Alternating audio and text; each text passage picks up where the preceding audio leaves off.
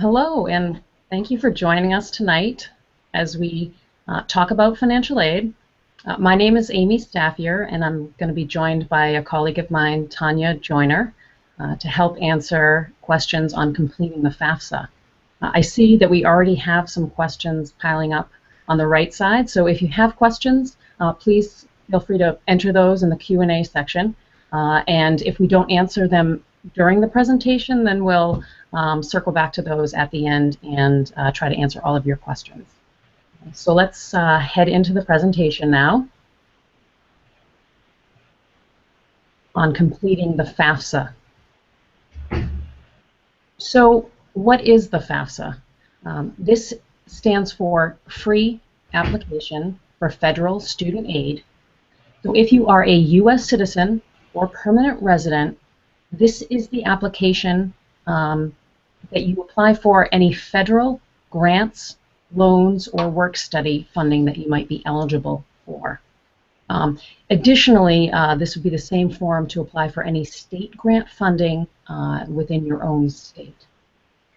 So one question we have sometimes is, my parents are not U.S. citizens or permanent residents, can I still apply for federal aid? And yes, as long as you, the student, are a U.S. citizen or permanent resident, it does not matter if your parents are U.S. citizens or permanent residents. Typically, their information would still need to be put on the form, but it does not matter whether or not they are U.S. citizens or permanent residents.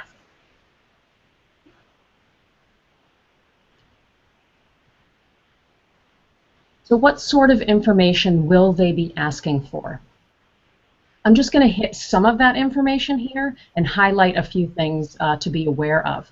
So they're going to start off asking information about you, the student. Demographic information, your name, your address. They're going to ask what high school you attended. They're going to ask for your social security number, and you'll note that I've highlighted this is important to get correct. The social security number actually becomes attached to your FAFSA record at the school, so it's an identifier. It will be your social security number, the first two letters of your last name, and a transaction number. So if you don't put that number in correctly, there isn't a proper way to correct it except by filling out a whole new FAFSA, and we don't want to have you guys do that. So my suggestion would be to pull out your social security card and make sure that you put that in correctly. So they'll ask for your parents' social security numbers if you're a dependent student, your driver's license number, and if you don't have a driver's license number, don't worry about it. You don't have to answer that question. And then if you're not a U.S. citizen, they're going to be asking about your alien registration number, so you put that in. At the end of the FAFSA, when you're just about ready to submit, they'll be asking about the schools where you want to send that information to. And you can list up to 10 schools.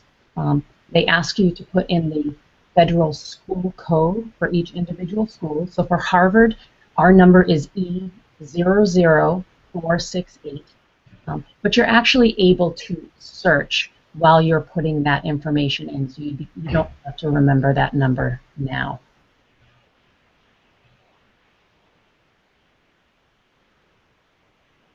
We talked about the fact of, what if a parent is not a U.S. citizen or permanent resident? And then I also said that you'd have to put their social security number. And most of the questions on the FAFSA, you have to put some sort of answer in there.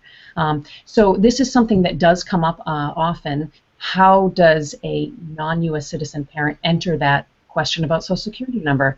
The proper way to do that is by actually entering all zeros within that field.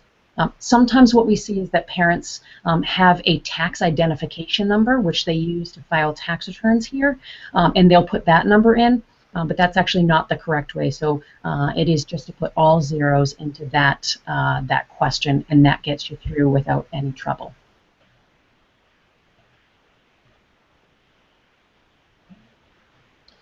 So now moving on to who is considered a parent.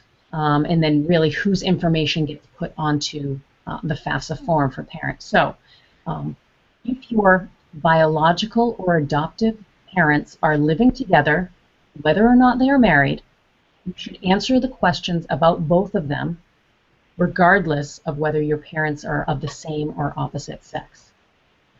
Now, if your parents are divorced or separated and do not live together, then you should answer the question about your custodial parent, and that would be the parent with whom you lived more during the past 12 months. If that parent, your custodial parent, is remarried, you actually need to answer the information about their current spouse as well.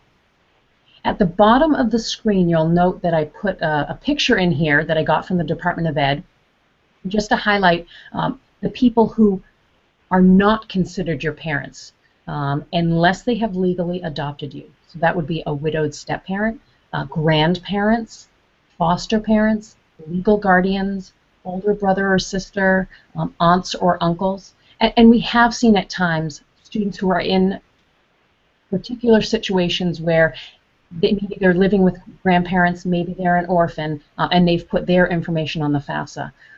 At the beginning of the form, you would actually answer the question whether or not you actually are an orphan, or if you're over the age of 24 and filling out the FAFSA. That makes you what's considered what is an independent student, and you wouldn't need to report parent information. So unless any of these people listed here or have legally adopted you, they would never be put on the FAFSA and have their information put on there.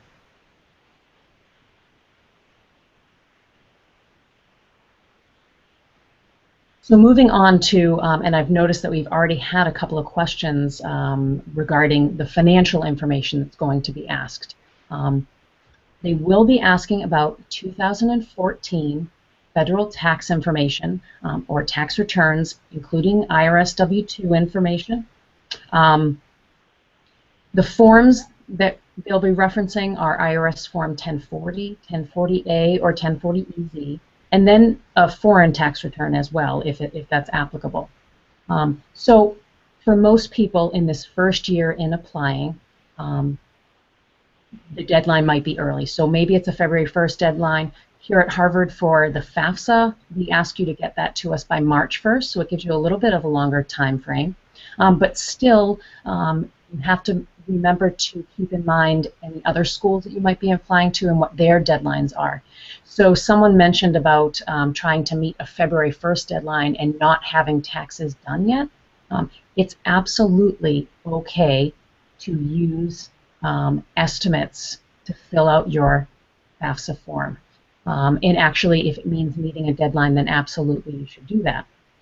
What I would say is either use your parents or yourself your W-2 form, and then you can use it in conjunction with your 2013 or your parents' 2013 tax form to try to come up with your best estimates or your best guess, so that financial aid office, our office, can be able to produce something that gives you a good financial aid award, because our office does collect tax returns that have been filed. So if information is slightly different, we may make a change in the award. If you have already filed your tax returns, you can actually upload data directly from the IRS.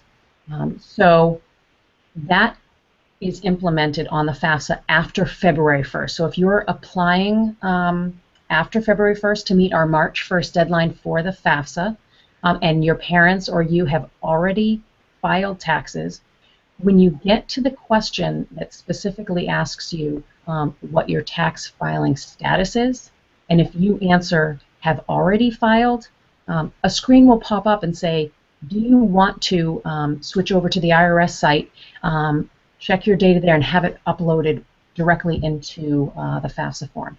So that's a great option if you've already filed. As you go along, one nice thing about the FAFSA is that when you're filling it out online, they typically come up question by question, and to the right they have something called help and hints. It explains the question a little bit more. For instance, let's say it's asking about parent AGI, which is adjusted gross income. That comes right off the tax return. And on that help and hints section, it's actually going to give you line item numbers for each of the forms that I've referenced here. So for instance, they would say to you, You can find that on IRS Form 1040, line 37, or on Form 1040A, line 21. So that's something to know and to be aware of, that that kind of coaches you along. If your parents are not residing in the United States, I believe this was another question. If we can go back one slide, because I'm not quite done. But one of the questions that I noticed was asking about a foreign tax return and filling that out, and I've noted that here. So if your parents are living abroad, you're a U.S. citizen, they would use their tax return for their country and translate that to the questions. They would also answer for what type of tax return filed. They would say a foreign tax return, even if they're not going to be filing. It's fine to actually answer that question and then answer the income questions as they relate to the income that the parents have. The FAFSA will also ask about untaxed income. So this is income that's not typically going to be coming off of the student or the parent tax return. These might be child support received, any untaxed interest income, veterans non-education benefits would be something, and then also if a parent has put money into a retirement account in that year, that might show up on a W-2 form. That is untaxed income as well.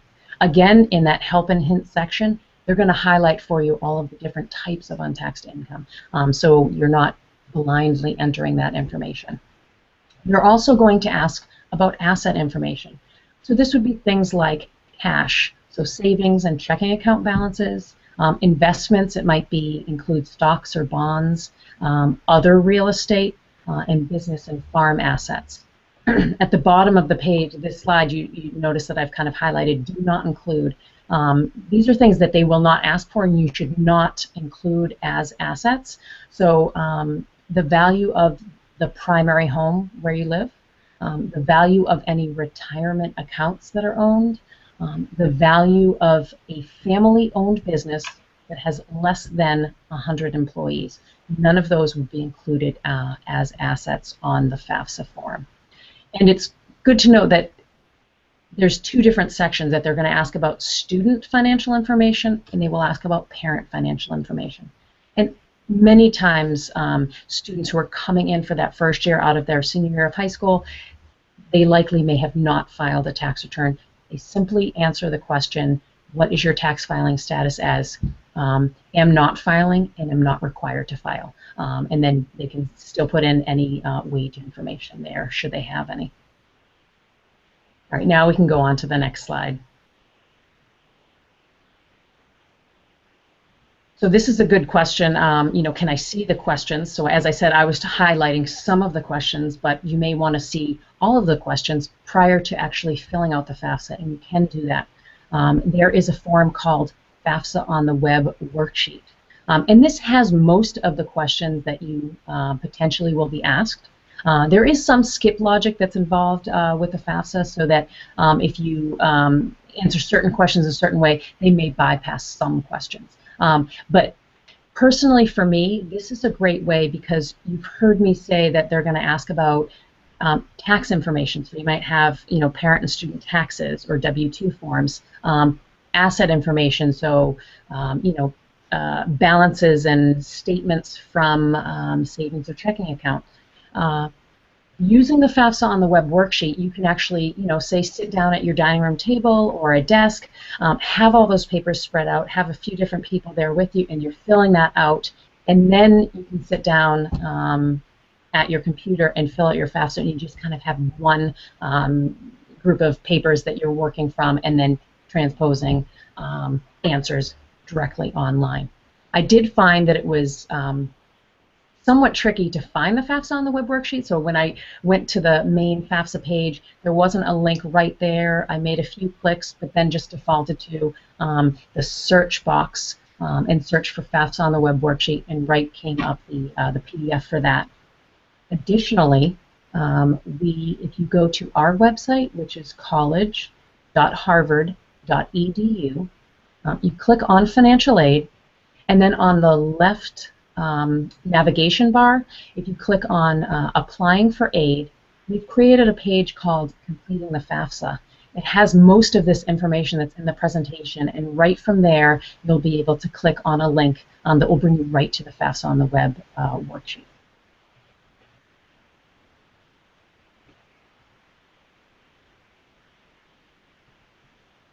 So how do you actually apply?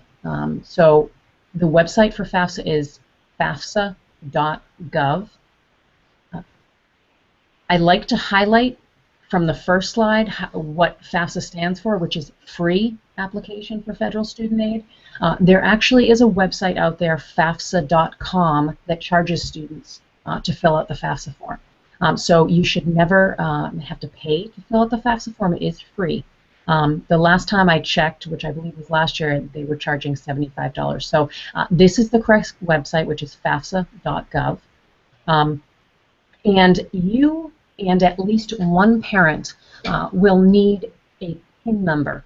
It's a personal identification number, and it really is your electronic signature for signing off on the FAFSA. This is something that I would suggest, if you haven't done so already, you, the student, and at least one parent should go ahead and sign up for your PIN number now. It takes a couple of days, a day or two for them to authenticate and then send you your PIN. So although you can start filling out your FAFSA without your PIN, to fully complete it and sign off, you need that PIN number. So that's something great to get done now. And then make sure you save that, because you'll use that in later years. And additionally, if a parent or student does decide to, say, borrow from any of the federal loan programs, that becomes their electronic signature as well.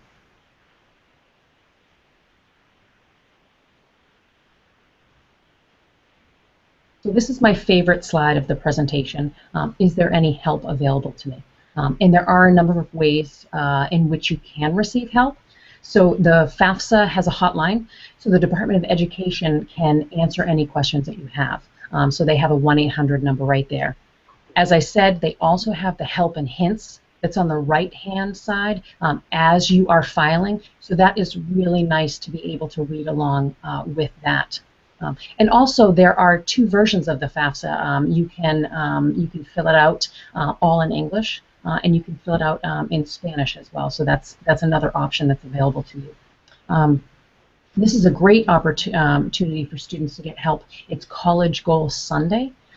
So across the country, here in Massachusetts, we call it FAFSA Day, and it's always the last Sunday in January. But across the country, there are dates in January and February where there are volunteers, and a lot of times they are financial aid professionals who are there on a site, usually a high school or somewhere, that they can actually give you one-on-one help so that you can complete and submit your FAFSA. So if you go to the website collegegoalsunday.com, you can click on your state, and then you can find out what dates are available and locations. We had a student who went through and looked at all of the states, and it seemed like there was a possibility that maybe 3 states we weren't sure if they had options available, but every other state did. So I would say if you can't find information for your state, another thing to do is you can contact the education department for your state and see if they know of any options that are available that would be one-on-one help. And then our office is more than happy to help you.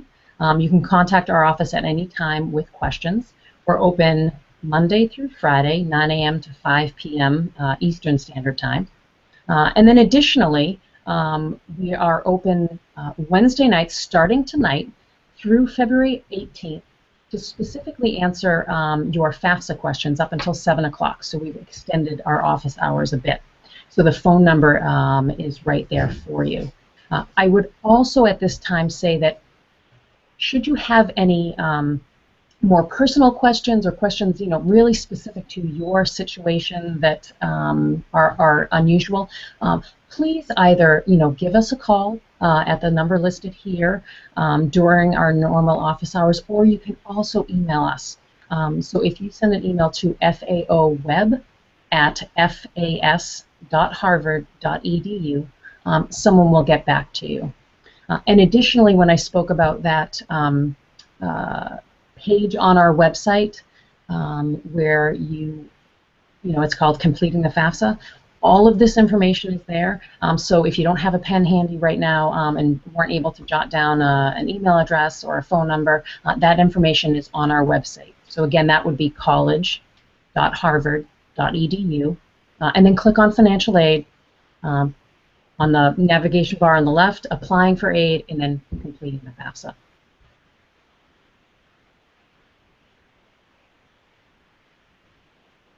And so we've gone down the road, and hopefully we've given you some good hints, some good information so that you can then go ahead and complete your FAFSA form. So at this time, we've finished this part of the presentation. We're going to move to answering your questions. And what I'm going to do is just go over to my colleague, Tanya Joyner, and she can answer the first question that we have posed here. Hi, everyone. The first question is from Joe Alman, who asks, the FAFSA website says it can be sent up to 10 schools. What should I do if I'm applying to more than 10 schools?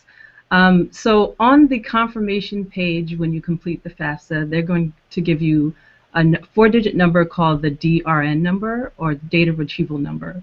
And that number is something that you can give to any other school so they can retrieve the FAFSA for you electronically. And additionally, I would say for that question, if you wanted to send to more than 10 schools, you can remove schools and add schools on. At the end of the day, just make sure that the school that you'll be attending, that their information is on there. So that's a couple of options there. So the next question comes from Bill Thomas, and it says, can my parents file their FAFSA using their 2013 tax filing? Why? Because they won't have all the documents. And yes, they can use their 2013 information, but what I would suggest is that they try to come up with, if possible, using their current wages, so they hopefully would have a W-2, or at least they could use their 2014 last wage statement, and just to try to update the 2013 information. But to answer the question, it is okay to use estimates, but then go ahead and update those estimates once taxes have been filed.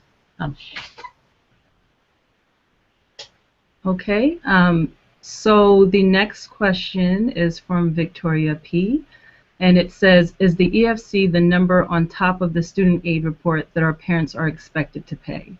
And to answer that question, yes, the EFC is the number that the FAFSA determines that your parents should pay.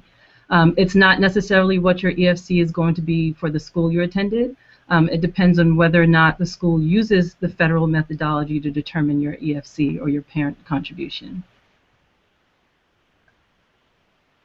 So the next question isn't specifically about the FAFSA, but I'm going to go ahead and answer that because I meant to talk about another form just briefly. So the question came from Jason Hall, and the question says, what exactly are IDocs, and what is the deadline and method for the submission of these documents? It's important to note that the FAFSA is the form in order to apply and be eligible for any sort of federal funding. But schools, including Harvard, may ask you to fill out a separate form, the CSS profile form, and they would use that to determine eligibility for any institutional aid, so grant funding maybe from the institution. So that IDoc is a service of the College Board, so it's related to the profile form, and it's a way for us to collect documentations. We also have you send us, as I mentioned, copies of your filed 2014 tax return. You get a packet and you send in that information to IDoc, and they scan it in and send it to us. So it's just a way for us to get that information, but electronically, so that we can put that into our system.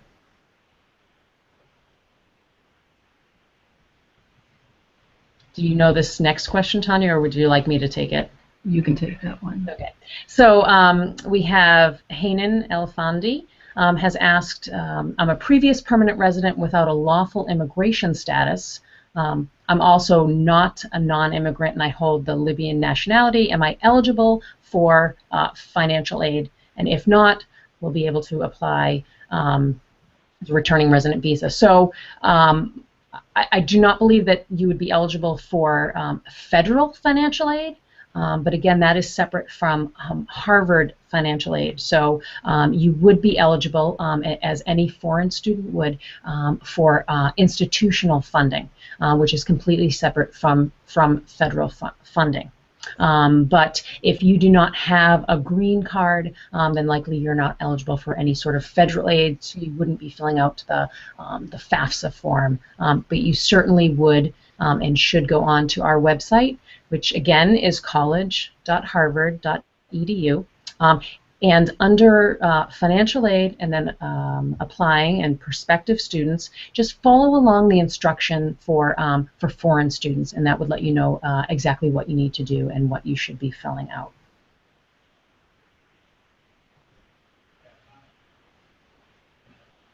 I don't see any other questions. Does anyone want to submit any questions? Are there any lingering questions? What is the CSS profile form? Do you want to take that, Tanya? Sure. So the profile form is basically the application for institutional aid. So the FAFSA is the federal application. Other schools may also require the CSS profile as well. It is a separate form, and that is the one that we mentioned from College Board. Any other questions?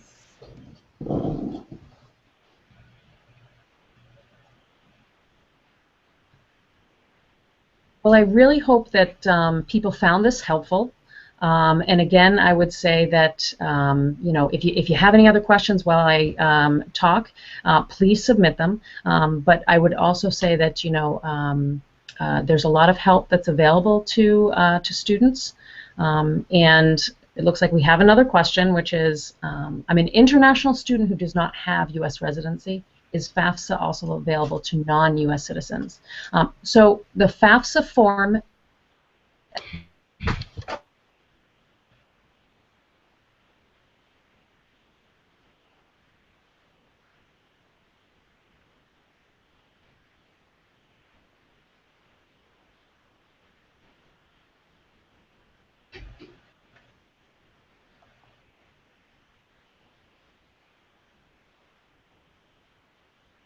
Think maybe that Amy's screen froze.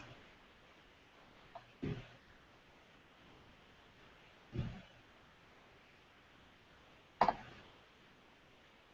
screen. Tanya, can you answer this question? I couldn't tell if it was both of us who froze or if it You are was still mine, on. 'cause mine looked like it froze for a minute there too. So to answer the question, the FAFSA form is for U.S. citizens and permanent residents. If you do not fit into either of those categories, you do not have to complete the FAFSA, but there are some state and institutional awards that may require the FAFSA to complete it. So that's when you would have to fill that out.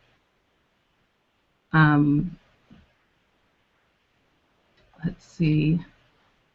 I'm going to skip to the question from Linda Walter, who asks, in the case of parental separation, I assume both parents fill out the FAFSA. That is something that was answered by Amy's presentation, and the answer is no, both parents do not complete it. The parent with whom you receive the most support, who is also listed as your custodial parent, that's the parent that would complete the FAFSA.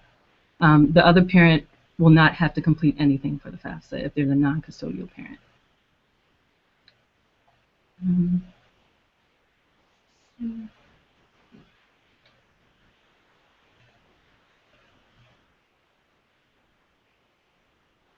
I think that is it in terms of questions. A lot of the questions that are listed here are ones that were answered in the presentation or seem specific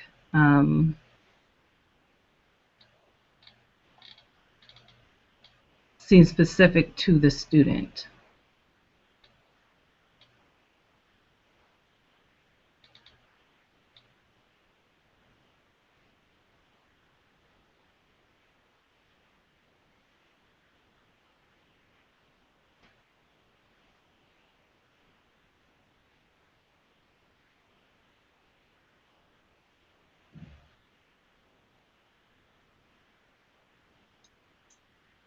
Okay, so I'll just close this out. Thank you so much for joining. And if you have any other questions, feel free to reference our website at college.harvard.edu or email us at faoweb@fas.harvard.edu. Thanks so much and have a great night. Thank you.